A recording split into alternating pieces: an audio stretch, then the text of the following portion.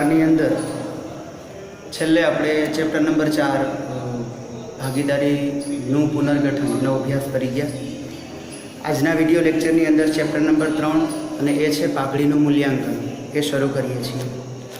તો કે સૌ પ્રથમ તો પાઘડી એટલે શું? તો કે પાઘડી એ ધંધાની અંદર રહેલી એવી અદૃશ્ય મિલકત છે કે જે દેખાતી નથી, પરંતુ એનું અસ્તિત્વ વાસ્તવમાં ધંધાની અંદર હોય છે. એટલે કે વ્યવહારમાં સંજોગો પ્રમાણે ભાગીદારીનું પુનર્ગઠન થાય. પુનર્ગઠન વખતે મિલકતો અને દેવાનું પુનઃમૂલ્યાંકન કરવામાં આવે. આ મિલકત અને દેવાનું જે પુનઃમૂલ્યાંકન કરવામાં આવે, રિવેલ્યુશન થાય, એ આપણે જોઈ ગયા છીએ. તો એ વખતે જ પેઢીની તમામ મિલકતો અને દેવાનું જે પુનઃમૂલ્યાંકન થાય એ વખતે જ પાઘડીનું પણ તમારે ફરીથી મૂલ્ય નક્કી કરવું પડે. તો અહીંયા આપણે પાઘડીનું મૂલ્યાંકન કઈ રીતે થાય એને લગતી અલગ અલગ પદ્ધતિઓ અને એના વિશે આ ચેપ્ટરની અંદર આપણે જોવાનું છે. તો મિલકતો બે પ્રકારની હોય છે, બિનચાલુ મિલકતો અને ચાલુ મિલકતો, એટલે લાંબા ગાળાની અને ટૂંકા ગાળાની. હવે લાંબા ગાળાની મિલકતો છે એમાં પણ પાછી દ્રશ્ય અને અદ્રશ્ય એવી બે પ્રકારની મિલકતો હોય છે. તો દ્રશ્ય એટલે કે જેને જોઈ શકાય અને અદ્રશ્ય એટલે કે જે જોઈ નથી શકાતી. તો આવી અદ્રશ્ય મિલકતોની અંદર પાઘડી, પેટન્ટ, કોપીરાઇટ, ટ્રેડમાર્ક આવી અલગ અલગ પ્રકારની મિલકતો હોય છે. એની અંદર પાઘડી છે એ પ્રથમ કક્ષાની 1 નંબરની મિલકત કહી શકાય, કારણ કે પાઘડી છે એ ધંધાનું પ્રતિષ્ઠા મૂલ્ય છે. હવે વર્ષો પહેલાં જ્યારે ધંધાની સ્થાપના કરી હોય તો તે ધંધામાં સમય જતાં બજારની અંદર તેનું નામ, પ્રતિષ્ઠા અને સારા સંબંધો કે સારા ગ્રાહક સાથેના સંપર્કનો લાભ ધંધાને ધીમે ધીમે મળે છે. તો એમાંથી જ પાઘડીનો ખ્યાલ ઉદ્ભવે છે. તો પાઘડી એટલે શું? તો કે પાઘડી એટલે ધંધાની બજારમાં પ્રતિષ્ઠાનું મૂલ્ય દર્શાવતી એક અદૃશ્ય પ્રકારની મિલકત છે.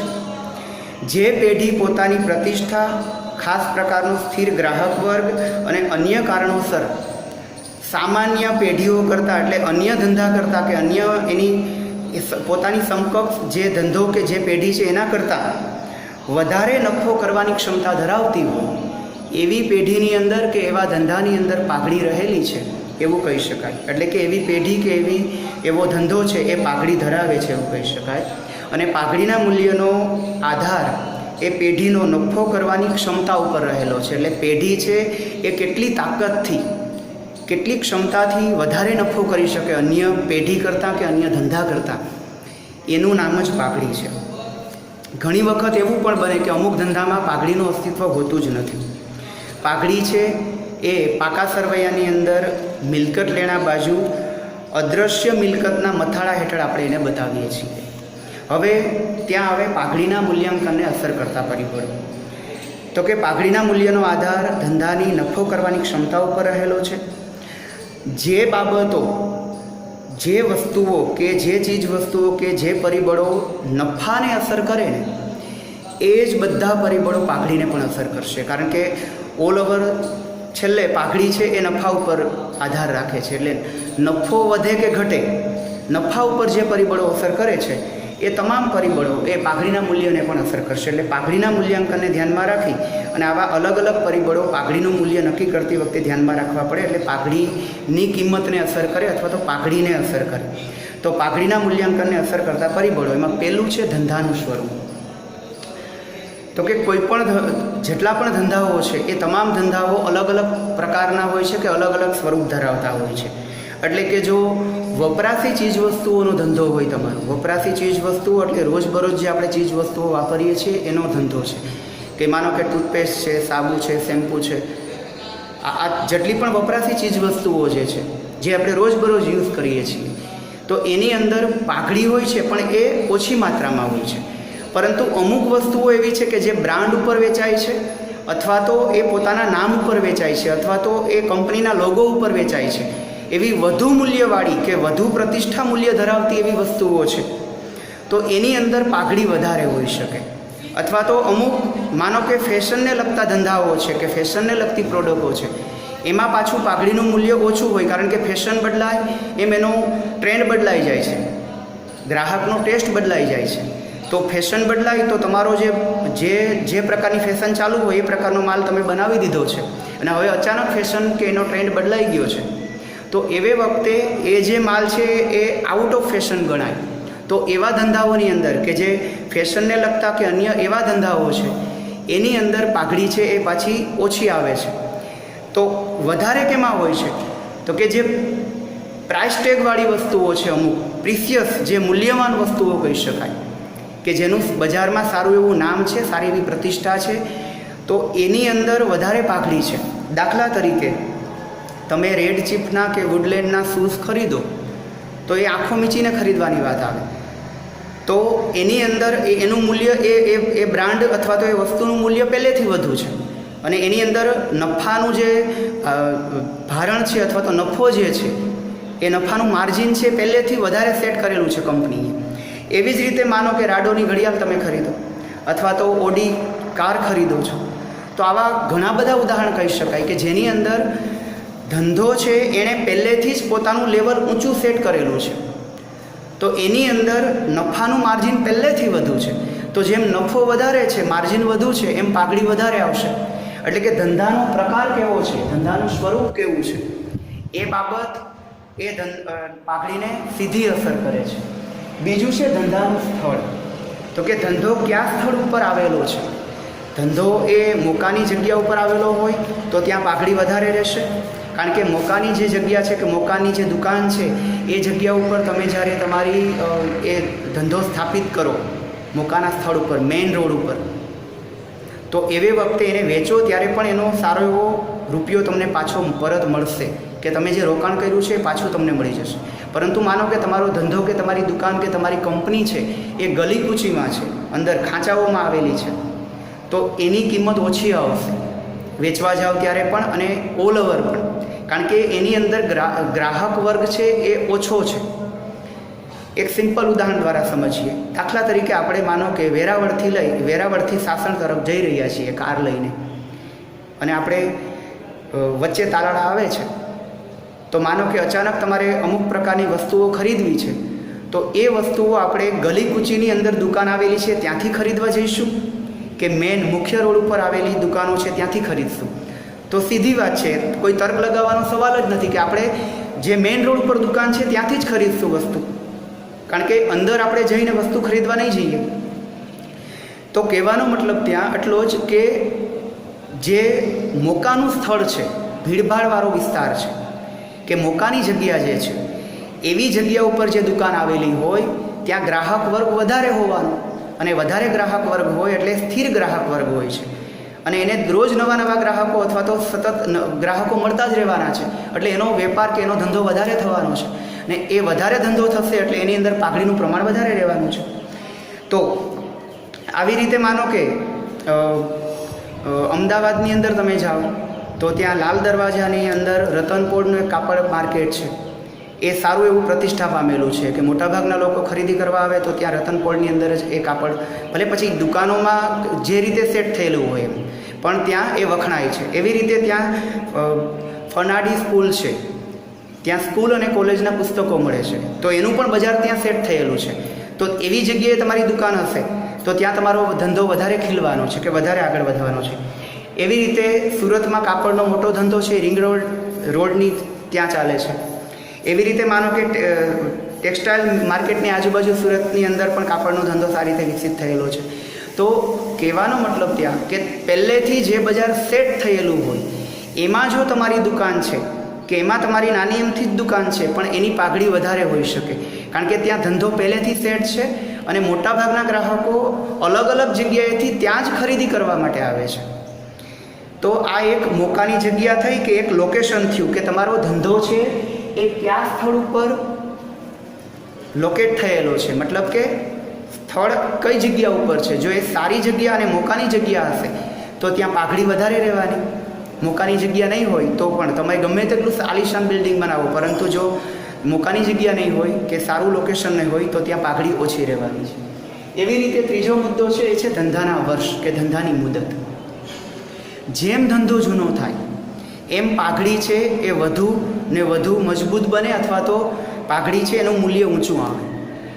એનું કારણ શું છે તો કે ધંધો જેમ જૂનો થાય એને અલગ અલગ નવા ગ્રાહકો રોજબરોજ મળતા રહે છે. દાખલા તરીકે તમે તમારા દાદા દાદીને પૂછો અત્યારે કે જે ઇલેક્ટ્રિકલ કે ઇલેક્ટ્રોનિક્સ જે આઇટમો આવે, માનો કે જે ટીવી છે કે ટેપ રેકોર્ડર છે કે વોકમેન છે કે અથવા તો હોમ થિયેટર છે કે અથવા તો અન્ય કોઈ એવી વસ્તુઓ, તો એની અંદર એ લોકો ફિલિપ્સનું નામ પહેલાં લેશે, ફિલિપ્સ કંપની છે અથવા સોનીનું નામ લેશે, કારણ કે એના વખતમાં એ કંપની એ સારું એવું પ્રતિષ્ઠા મૂલ્ય ધરાવતી હતી. આજે પણ સારું એવું પ્રતિષ્ઠા મૂલ્ય ધરાવે છે. આજે જે નવી જનરેશન જે છે એ નવી કંપનીઓને કે નવી આવનાર કંપનીઓને વધારે ઓળખે છે, પણ અમુક કંપનીઓ છે એ વર્ષોથી બજારમાં કે માર્કેટ ઉપર રાજ કરે છે. તો ફિલિપ્સને માનો કે તમારા દાદા દાદી પણ ઓળખે છે, તમારા પપ્પા કે મમ્મી પણ ઓળખે છે અને તમે પણ ઓળખો છો. તો કંપની જેમ જૂની હોય એમ એને બજારના ગ્રાહકોનો લાભ મળે. એટલે કે ધંધો જેમ જૂનો હશે, જો એ પોતાની પ્રતિષ્ઠા સતત વર્ષો વર્ષ ઉત્તરોત્તર જાળવી રાખશે, તો એવે વખતે એ ધંધાનું પ્રતિષ્ઠા મૂલ્ય સૌથી વધુ હશે. તો ધંધાની મુદત કે ધંધાનો જે સમય છે, એના વર્ષો છે, એને લીધે થઈ એને એક ખાસ પ્રકારનો ગ્રાહક વર્ગ ધંધા સાથે કે કંપની સાથે જોડાયેલો હોય છે, અથવા ધંધા સાથે જૂના કે ગાઢ સંબંધો હોય છે. એને લીધે થઈને એ ધંધાને કે કંપનીને છોડીને બીજે ક્યાંય જતો નથી. પોતાની જેટલી પણ જરૂરિયાતો છે એને માટે એ કંપનીને એ વળગી રહી છે. એટલે કે એ બાબત પણ ધંધાને કે એના પાઘડીના નફાને કે પાઘડીને અસર કરે છે. એટલે કે પાઘડી છે એની અંદર ધંધાના વર્ષ કે ધંધો કેટલો સમય જૂનો છે એ બાબત પણ સૌથી મહત્ત્વની છે. એવી રીતે ખાદ્ય પદાર્થોની વાત કરીએ તો માનો કે જે બિસ્કિટની વાત કરીએ તો એમાં એ પાર્લેજીનું કહેશે. પાર્લેજી આજે પણ સારી એવી બ્રાન્ડ છે અને બજારમાં નામ ધરાવે છે. પણ અત્યારે બીજી ઘણી બધી બ્રાન્ડ છે કે બ્રિટાનિયા છે કે પ્રિયા ગોલ્ડ છે કે અન્ય ઘણી બધી બ્રાન્ડો એની અંદર આવેલી છે. પણ જૂનું અને જાણીતું નામ છે એ પાર્લેજી છે. તો એની અંદર વેરાયટી ઘણી બધી છે. એવી રીતે માનો કે હિન્દુસ્તાન લીવર લિમિટેડ કંપની તમે લઈ લો, તો હિન્દુસ્તાન લીવર લિમિટેડ છે વપરાશી ચીજ વસ્તુઓ બનાવે છે.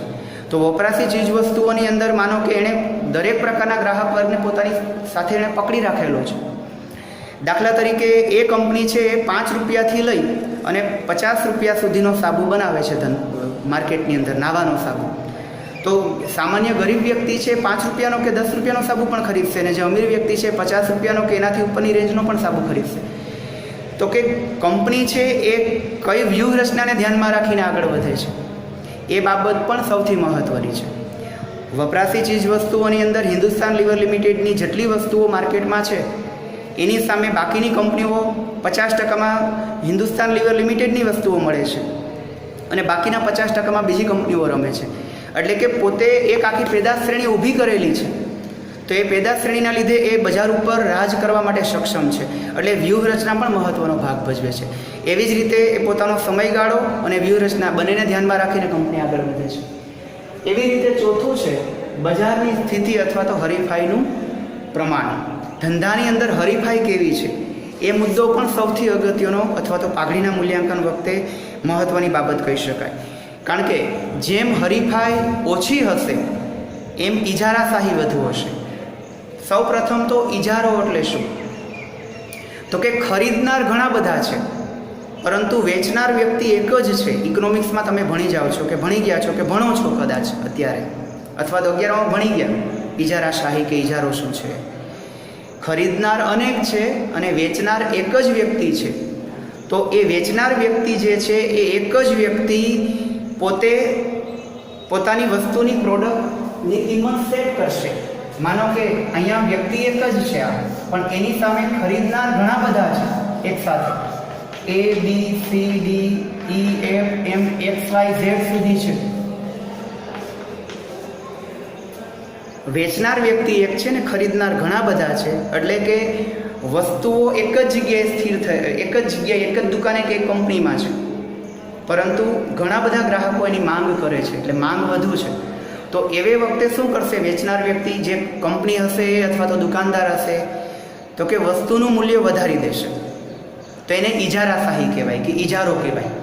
કારણ કે એ જે વસ્તુ વેચે છે એ વસ્તુ માર્કેટની અંદર બીજું કોઈ વેચી શકતું નથી, અથવા તો એના જેવી સેમ વસ્તુ કે એ જ ક્વોલિટીવાળી વસ્તુ કે એ જ રેન્જમાં પાછી ક્યાંય મળતી નથી.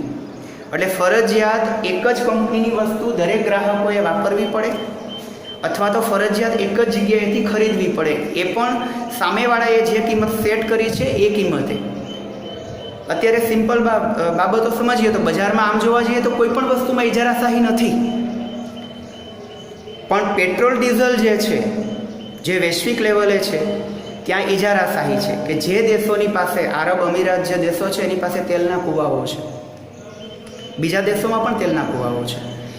તો આપણે ત્યાં અહીંયા કૂવો ગાળીએ તો પાણી નીકળે છે, ત્યાં એ લોકોને તેલ નીકળે છે, પેટ્રોલિયમ નીકળે છે. તો પેટ્રોલિયમ માનો કે જે પેટ્રોલિયમ નીકળે પછી એમાંથી એ અલગ અલગ પેલી એને પ્રક્રિયા કરીને છૂટું પાડવામાં આવે અને એ રીતે પેટ્રોલ ડીઝલ અથવા તો જે પણ પેટ્રોલિયમને લગતી પેદાશો છે એ વેચે છે અન્ય દેશોને. તો હવે માનો કે જેની પાસે કૂવાઓ છે કે જ્યાં સતત એનો જથ્થો છે જ, બાકીના દેશોમાં નથી, તો જે દેશો પાસે આ પેટ્રોલિયમનો જથ્થો છે અથવા તો કૂવાઓ છે એ લોકો પોતે ભાવ સેટ કરશે અને જે દેશે પેટ્રોલિયમ કે એને લગતી પેદાશો ખરીદવાની છે એ લોકોએ ફરજિયાત એના નક્કી કરેલા ભાવ કે એના સેટ કરેલા ભાવ ફરજિયાત ચૂકવવા પડશે. તો આ ઇજારાશાહી છે.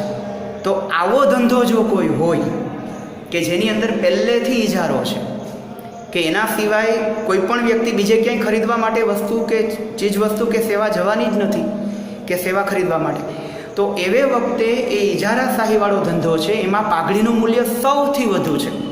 કારણ કે એની અંદર એ લોકો જે પ્રાઇસ નક્કી કરશે એ પ્રમાણે જ સામેવાળી વ્યક્તિએ ફરજિયાત રૂપિયા ચૂકવવા પડશે. એટલે કે હરીફાઈ જેમ વધારે હશે એમ પાઘડીનું મૂલ્ય નીચું આવશે, એટલે કે નફો કે માર્જિન ઓછું રહેશે. કારણ કે ગ્રાહકો તમને ઓછા મળવાના છે. હરીફાઈ વધારે હશે તો એનો મતલબ કે તમારો હરીફ બાજુમાં જ હશે. તમે જે દુકાન ખોલી છે એવી જ દુકાન બાજુમાં છે, તો તમારી પાસે જે 10 ગ્રાહકો દરરોજના આવતા હતા એની જગ્યાએ હવે 5 જ ગ્રાહકો આવશે. 5 ગ્રાહકો તો બાજુમાં જતા રહ્યા, એટલે કે તમારું નફાનું માર્જિન એ કંપની હોય કે દુકાન હોય એનું નફાનું માર્જિન ઘટશે. અને જેમ એ માર્જિન ઘટશે એમ પાઘડીની વેલ્યુ પણ ઘટશે. મેં અગાઉ કીધું એમ કે પાઘડી છે એ ફક્ત ને ફક્ત નફા ઉપર આધાર રાખે છે. જેમ નફો વધુ છે, જેમ નફો ઊંચો લઈ જાઓ તમે, એમ તમારી પાઘડી કે પ્રતિષ્ઠા મૂલ્ય બજારની અંદર તમારું ઊંચું આવશે, એટલે કે પેઢીનું કે કંપનીનું પ્રતિષ્ઠા મૂલ્ય ઊંચું રહેશે. એવી રીતે 5મો મુદ્દો છે સંચાલકોની કાર્યક્ષમતા. સંચાલકો શું કામ કરે? તો કે સંચાલકો એ ધંધાની અંદર કે કંપનીની અંદર પૂરા સમયના પગારદાર અધિકારીઓ છે, ધંધાના માલિક નથી. ધંધાની અંદર જે સંચાલકો સંચાલન કરે છે, મેનેજમેન્ટ કરે છે, એ લોકો કંપની ચલાવવા માટે કે ધંધો ચલાવવા માટે આયોજન, પ્રબંધ એટલે કે વ્યવસ્થાતંત્ર, દોરવણી અને અંકુશ જેવા મુખ્ય કાર્યો કરે છે. આ સિવાય અભિપ્રેરણા કે દોરવણી અન્ય બાબતો એ કરે છે. તો આ લોકો જે કામ કરે છે એ તમે વાણિજ્ય વ્યવસ્થા અને સંચાલન વિષયની અંદર અત્યારે ભણો છો. તો હવે એ લોકોએ શું કરવાનું છે? તો કે ધંધાની અંદર દરેક કર્મચારીને એની લાયકાત મુજબ કામ સોંપવાનું છે. એને તાલીમ ન મળેલી હોય તો એને તાલીમ પહેલાં આપવાની છે. એવી રીતે આયોજન, પ્રબંધ, દોરવણી, અંકુશ જેવા કાર્યો કરવાના છે. ધંધાની અંદર વધુને વધુ ઉત્પાદન થાય એટલે ઉત્પાદકતા વધે અને વેચાણ સતત વધે અને માર્કેટમાં કંપનીનું કે ધંધાનું નામ ઊંચું આવે એ પ્રકારે એણે કાર્યો કરવાના છે. તો એની સાથે તમે જે વસ્તુ બનાવો છો કે જે પ્રોડક્ટ બનાવે છે કંપની, એની અંદર પડતર કિંમત ઘટે એવા પ્રયાસો કરવાના છે. એટલે પડતર કિંમતની અંદર વધારો કરવાનો અને નફો વધારવાનો. ઓછી કિંમતે વસ્તુ ધંધામાં તૈયાર થવી જોઈએ, નફાનું માર્જિન વધુ સેટ કરવાનું અને બજારમાં વધુ ભાવે વસ્તુ વેચવાની, અને છતાંય કંપનીએ કે ધંધાએ બજારમાં ટકી રહેવાનું છે. તો ઉત્પાદકતામાં વધારો કરવાનો, પડતર કિંમતની અંદર ઘટાડો કરવાનો અને નફાની અંદર વધારો કરવાનો. તો આવા મહત્ત્વના કાર્યો એણે કરવાના છે. તો એણે એ રીતે દરેક વ્યક્તિને સેટ કરવા પડે ધંધામાં કે જ્યાં કાચા માલનો બગાડ ઓછો થાય, ઉત્પાદન વધારે થાય અને વેચાણ વધારે થાય. એના માટે એણે ઉત્પાદન વધારવા માટે આધુનિક યંત્રો ગોઠવવા, કેળવાયેલો કર્મચારી વર્ગ કે મજૂર વર્ગ યંત્રો ઉપર ગોઠવવો, ઓછું લાઇટ બિલ આવે કે યંત્રની અંદર ભાંગતૂટ ઓછી થાય કે સમયનો બગાડ કે માલનો બગાડ ન થાય એનું ધ્યાન રાખવું. તો જ ઉત્પાદકતાઓ ઊંચી આવશે, એટલે કે વધુ આવશે અને પડતર કિંમત ઘટશે. અને એવી જ રીતે નફો વધારવા કે વેચાણ વધારવા શું કરવાનું? તો કે સતત જાહેરાતો આપવાની, અલગ અલગ જગ્યાએ ડીલરશીપ આપવાની, અલગ અલગ જથ્થાબંધ ગ્રાહક જે વેપારી વર્ગ છે એને પકડી રાખવાનો, જેથી કરીને એ વસ્તુ તમારી વસ્તુ પોતાની દુકાનમાં રાખે અને એનું વેચાણ કરે. અને આ રીતે સતત કંપનીને કે ધંધાને આગળ લઈ જવાનું કામ કરવાનું. એટલે કે સંચાલકો જો કાર્યક્ષમ રીતે કામ કરશે તો નફો ધીમે ધીમે વેચાણ વધશે તો નફો વધશે, ઉત્પાદકતા વધશે તો વેચાણ વધશે, વેચાણ વધે તો નફો વધે, અને નફો વધે તો પાઘડી વધે. એટલે છેલ્લે નફો વધે એ પાઘડીના વધારાનું કારણ બને. એટલે કે સંચાલકો જો કાર્યક્ષમ રીતે કામ કરશે તો એમ નફો વધશે. એવી રીતે છઠ્ઠું અને છેલ્લું છે અન્ય ખાસ લાભ. તો કે જ્યારે પેઢી કોઈ પણ પ્રકારનો લાભ પેઢી પાસે હોય અથવા તો જેને કારણે એ વધુ નફો કમાઈ શકે એવી એની પાસે ક્ષમતા હોય, તો એવું કહી શકાય કે એવા ધંધા કે એવી પેઢી પાસે પાઘડી છે. દાખલા તરીકે પેઢી પાસે કોઈ પ્રકારનું ચોક્કસ પ્રકારનું એવું લાયસન્સ છે કે જે અન્ય પેઢી કે અન્ય કંપની પાસે નથી. કોઈ પેટન્ટ કે કોઈ ટ્રેડમાર્ક છે. પેટન્ટ એટલે પોતાનો વિશિષ્ટ પ્રકારનો હક, જે તમે 11માં પારિભાષિક શબ્દોની અંદર શીખી ગયા. ટ્રેડમાર્ક એટલે તો કે કંપનીએ પોતાની પ્રોડક્ટ ઉપર ખાસ પ્રકારનું નામ, સંજ્ઞા કે ચિત્ર આપેલું હોય તો એ ટ્રેડમાર્ક છે. દાખલા તરીકે પાર્લેજી બિસ્કિટ છે એ હજારો બિસ્કિટના પેકેટની અંદર એમનું પડેલું હોય, સાદું પાર્લેજી જે આવે છે એમાં એનું રેપર, તો એ રેપર ઉડતું હોય અથવા તો સામે પડેલું હોય તો પણ આપણે ઓળખી જઈએ કે પાર્લેજી જ છે. ગામડાના અભણ માણસને પણ ખબર પડે, કારણ કે એમાં એક બેબીનો ફોટો છે અને પાર્લેજી લખેલું છે. તો એ રેપરથી કે એક આગળથી ઓળખી જવામાં આવે. વિક્સ બામ જે છે એની ડબ્બી પડેલી હોય માનો કે કોઈ જગ્યાએ છેલ્લે, આમ નામ નથી વંચાતું પણ અહીંથી છેક લોબીમાં છેલ્લે સુધી પડેલી છે દૂર, છતાંય આપણે ઓળખી જઈએ કે વિક્સ જ હશે, કારણ કે ઉપર એનું નીલા કલરનું ઢાંકણ છે ને એકદમ બ્લુ કલરની ડબ્બી છે. તો અહીંયા કહેવાનો મતલબ એ જ છે કે કંપનીને આપણે નામથી અથવા બ્રાન્ડથી અથવા એના રૂપરંગથી ઓળખીએ છીએ એની વસ્તુને, તો એનો ટ્રેડમાર્ક છે કે જેના આધારે આપણે તાત્કાલિક ઓળખી શકીએ એને. તો એના લીધે થઈને જો નફો વધુ હોય કંપનીનો તો આવી બાબત પણ છેલ્લે પાઘડીના વધારાનું કારણ બને. એટલે કે ધંધા પાસે એવી કોઈ બાબત છે કે જે અન્ય કંપની પાસે નથી તો એ પણ નફાના વધારાનું કારણ બને અને છેલ્લે પાઘડીના મૂલ્યાંકનને અસર કરશે. આ ઉપરાંત અન્ય પરિબળો એવા છે કે જેમાં વેચાણ પછીની સેવાઓ. વેચાણ પછીની સેવાઓ એટલે શું? તો કે માનો કે કંપનીએ કોઈ વસ્તુ કે કોઈ પ્રોડક્ટ વેચી દીધી ગ્રાહકને, પછી વેચાણ પછી તમારે સેવાઓ આપવી પડે એને. કઈ કઈ વસ્તુઓમાં આપવી પડે? માનો કે તમે ડીશ ટીવી ખરીદ્યું, તો ડીશ ટીવી અને ટીવી તો કદાચ આપણે સેટ કરી શકીએ, પણ ડીશ છે આપણે સેટ કરી શકીએ તો કે નહીં. એના માટે તમારે એનો કારીગર કે એનો જે તે પ્રોપર એનો વ્યક્તિ બોલાવવો પડે અને એ સેટ કરી આપશે ડીશ. તમે કેબલ આપો. એવી રીતે માનો કે તમે આરો પ્લાન્ટ ખરીદો છો ઘરે, તો આરો પ્લાન્ટ કઈ જગ્યાએ ક્યાં ફિટ કરવાનો છે એ તમને ખબર છે, પણ એમાં કઈ રીતે કઈ નળી ક્યાં નાખવીને ક્યાંથી કઈ રીતે શું કરવું એની આપણને ખબર હોતી નથી. તો એના માટે એનો ટેકનિશિયન કે એનો વ્યક્તિ બોલાવવો પડે. કંપનીમાં કોઈ મોટું યંત્ર આવે તો એ યંત્રમાં માનો કે અહીંયા ખબર છે કે અહીંયા બાજુમાં પાવર સપ્લાય આપવાનો છે, તો ત્યાં બોર્ડ આવેલું છે, તો અહીંયા યંત્ર રાખવાનું છે, પણ એમાં પાવર સપ્લાય કઈ રીતે આપવો? યંત્ર માનો કે 3 ભાગમાં વેચાયેલું, તો કયા ભાગ કઈ રીતે જોડવા કે ઇન્સ્ટોલ કરવા એ બાબતો એનો ટેકનિશિયનને જ ખબર હોય. એટલે કે વેચાણ પછીની સેવાઓ થઈ કે વસ્તુ વેચી દીધા પછી એનો ઉપયોગ કરવા માટે પહેલાં એને ઇન્સ્ટોલ કરવું પડે અથવા તો મૂળ જગ્યાએ એને ગોઠવવું પડે. તો વેચાણ પછી અથવા વેચાણ કરી દીધા પછી માનો કે એ વસ્તુ બગડે છે તો રિપેરિંગ ગેરંટી કે વોરંટી એ કંપની આપે છે કે નહીં, કે પેઢી આપે છે કે નહીં, કે એની સુવિધાઓ આપે છે કે નહીં, તો એ પણ વેચાણ પછીની સેવાઓ થઈ.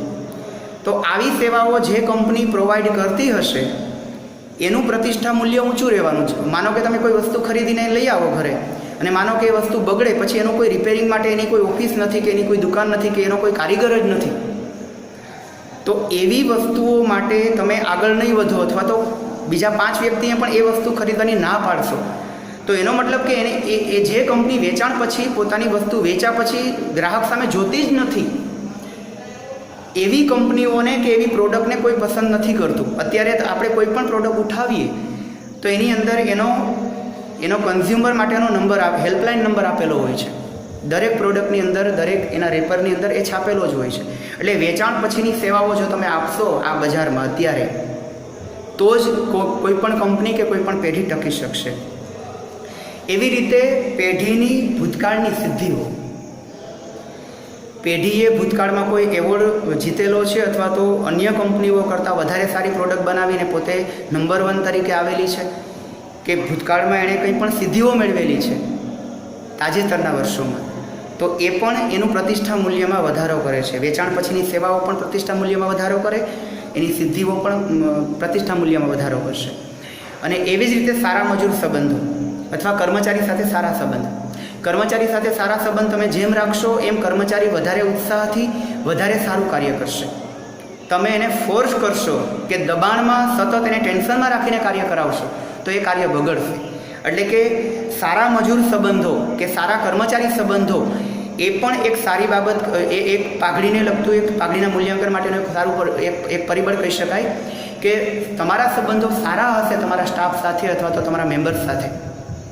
તમે ભલે માલિક છો, પરંતુ તમારો કર્મચારી કે તમારો મજૂર કે તમારો જે વ્યક્તિ છે તમારે ત્યાં કામ કરવાવાળો, એ વ્યક્તિ ટેન્શનમાં સતત રહે છે અથવા તો ડિપ્રેશનમાં રહીને કામ કરે છે તમારી કંપનીમાં, તમારી ધાકના કારણે કે તમારા અન્ય બાબતોના કારણે કે ઓવર સેટઅપના કારણે, તો એવે વખતે ભૂલ થવાનો કે અકસ્માત થવાનો સંભવ વધારે રહેલો છે. એટલે મજૂર સાથે સારા સંબંધો એ પણ પાઘડીના મૂલ્યાંકનને સીધા અસર કરશે.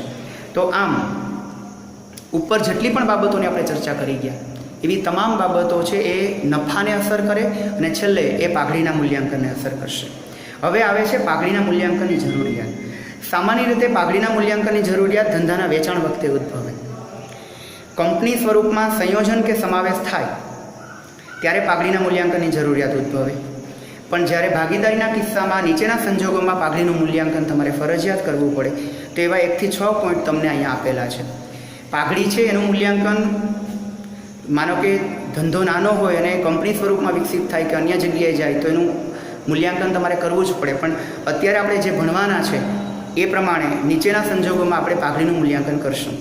તો કે પહેલું છે વર્તમાન ભાગીદારોના નફા નુકસાનની ફાળવણી કે વહેંચણીના પ્રમાણમાં ફેરફાર થાય. જે પુનર્ગઠન આપણે શીખી ગયા કે ભાગીદારો પેઢી ચલાવે છે, હવે એ પોતાના જૂના પ્રમાણમાંથી નવું પ્રમાણ બદલે, એટલે કે એનું નફા નુકસાનની ફાળવણી કે વહેંચણીનું પ્રમાણ બદલે ત્યારે તમારે પાઘડીનું મૂલ્યાંકન કરવું પડે. એટલા માટે આપણે પુનઃ મૂલ્યાંકન ખાતું ખોલતા હતા અને નવા પાકા સર્વેમાં જે મિલકતો છે એ નવી કિંમતે લખતા હતા.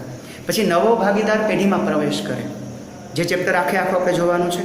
પછી વર્તમાન ભાગીદારમાંથી કોઈ ભાગીદાર નિવૃત્ત થાય ત્યારે પણ પાઘડીનું મૂલ્યાંકન કરવું પડે, એ પણ નિવૃત્તિના દાખલામાં આપણે જોઈશું. અને વર્તમાન ભાગીદારોમાંથી કોઈ ભાગીદારનું મૃત્યુ થાય ત્યારે પણ પાઘડીનું મૂલ્યાંકન કરવું પડે, એ પણ આપણે આગળ જોવાનું છે. 5મું છે ભાગીદારી પેઢીનું કંપનીમાં રૂપાંતર થાય. કંપનીમાં રૂપાંતર થાય એટલે પેઢી છે હવે કાયદેસર રીતે પબ્લિક ઇસ્યુ કરે,